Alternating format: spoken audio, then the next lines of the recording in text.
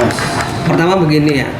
Jadi upaya hukum banding itu sebagaimana pasal 67 KUHP ya, adalah hak kedua belah pihak, yaitu hak dari terdakwa maupun hak dari penuntut umum. Mau menggunakan haknya apa tidak? Ya kan?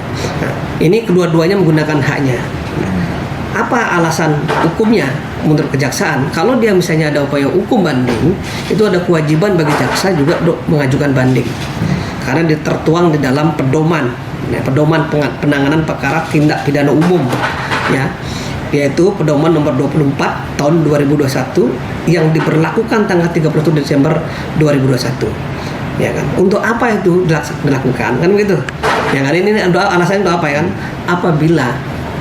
Apabila banding daripada terdakwa atau penasihat hukum itu diterima, ya, sehingga ada alasan dan pertimbangan hukum bagi jaksa untuk mengajukan kasasi, ya, alasan-alasan yang termuat dalam surat tuntutan atau rekusitur dan alasan-alasan yang termuat dalam memori banding dan kontra memori banding bisa dijadikan acuan untuk mengajukan memori kasasi. Itu alasan yuridisnya seperti itu. Dasarnya itu, Pak. Ya, sehingga kita tidak punya kehilangan hak untuk mengajukan pertimbangan hukum dan alasan-alasan hukum tadi pada saat mengajukan memori kasasi, pada saat mengajukan kasasi, ketika terdakwa atau penasihat hukum diterima bandingnya. Seperti itu. Nah, itu Pak. Bagaimana persiapan jaksa dalam menghadapi persidangan di tingkat banding atas terdakwa sampai CS? Persidangan di tingkat banding ini adalah persidangan yang terkait dengan, ya, adalah pertama substansi daripada putusan pengadilan yang diperiksa. Yang kedua adalah memori dan kontra memori yang dibuat oleh penuntut umum dan penasihat hukum atau terdakwa. Nah, ini yang diperiksa.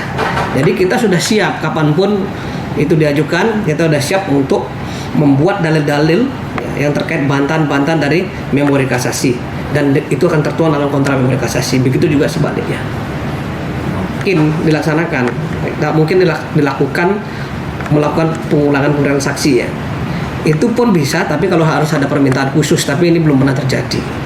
Ya, karena seperti tadi saya bilang, dia sudah memeriksa di tingkat pertama. Jadi di tingkat banding itu adalah hanya memeriksa argumentasi hukum yang diajukan oleh kedua pihak. Jadi nggak perlu itu. Jadi nggak diperlukan lagi gitu. Dan itu mempunyai batas waktu kurang lebih 3 bulan dalam proses hukum ini.